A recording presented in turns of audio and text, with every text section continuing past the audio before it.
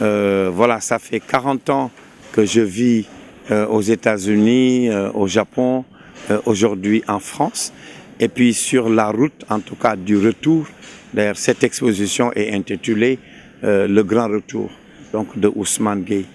J'ai pu, durant mes différents voyages, acquérir une connaissance assez approfondie de l'art contemporain africain et de l'art en général, ainsi que la permaculture, l'agroforesterie qui vient à son heure, le travail sur les mines, les différentes matières que je compte partager avec la future génération, je veux dire les jeunes, et participer au développement culturel et touristique du Sénégal, ainsi que l'environnement. Nous avons eu beaucoup de visites.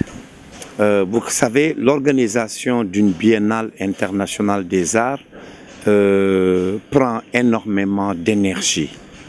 Il y a beaucoup d'exposants venant des différents pays d'Afrique, et il y a aussi ce qu'on appelle les artistes invités venant des États-Unis et d'Europe. Alors, il est difficile pour moi, je crois qu'on doit refaire un tout petit peu des statistiques, regarder sur le plan de l'itinéraire de la biennale pour regrouper les artistes, ce qu'il y avait une possibilité et facilité dans une seule région. Le Sénégal est très vaste parce que si vous voulez parcourir en une semaine le Sénégal, c'est un peu difficile. Peut-être pour les Sénégalais, oui, mais quand on a 4 jours ou une semaine maximum venant de France, des États-Unis, du Japon ou ailleurs, il faudrait regrouper la biennale tous les 2 ans, comme on fait par exemple une biennale internationale des arts à Dakar. 2 ans après, cette biennale devrait être consacrée, c'est ce que je pense, je donne tout simplement des idées à Saint-Louis, ce qui fait qu'il y a non seulement l'exposition des artistes plasticiens, mais tous les autres moyens d'expression artistique pourraient se converger à un endroit, un point bien précis. Il y a ce qu'on appelle des institutions culturelles. Ces institutions ne sont autres que d'aller faire une école et de pouvoir en sortir et puis faire son quotidien.